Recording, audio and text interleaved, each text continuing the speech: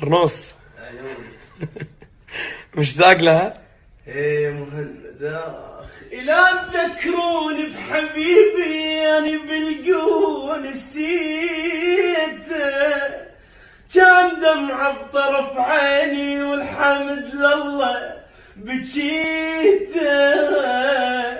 اني من ينجرح قلبي وجرحي ما ظن يطيب،